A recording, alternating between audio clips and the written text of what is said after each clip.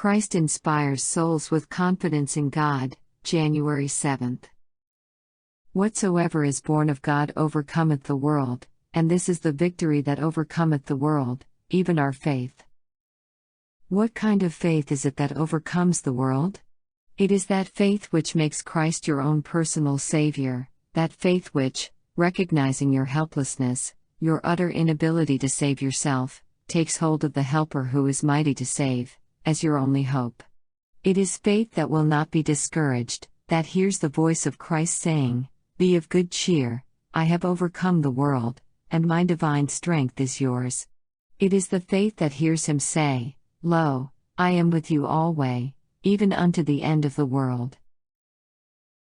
The reason why the churches are weak and sickly and ready to die is that the enemy has brought influences of a discouraging nature to bear upon trembling souls. He has sought to shut Jesus from their view as the Comforter, as one who reproves, who warns, who admonishes them, saying, "This is the way, walk ye in it."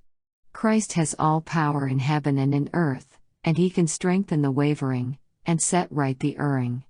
He can inspire with confidence, with hope in God, and confidence in God always results in creating confidence in one another.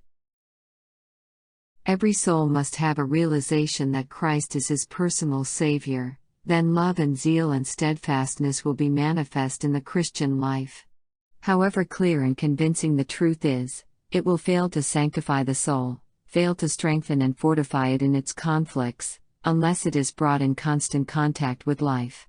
Satan has achieved his greatest success through interposing himself between the soul and the Savior. Christ should never be out of the mind.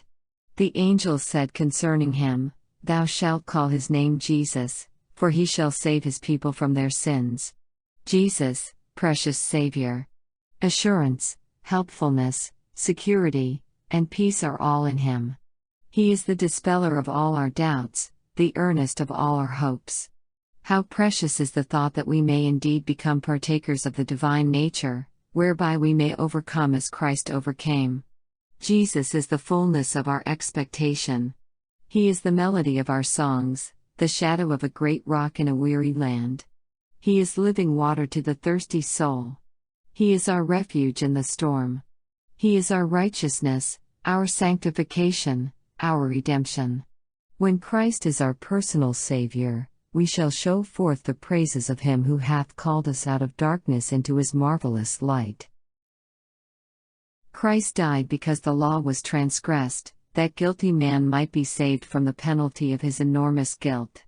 But history has proved that it is easier to destroy the world than to reform it, for men crucified the Lord of glory, who came to unite earth with heaven, and man with God.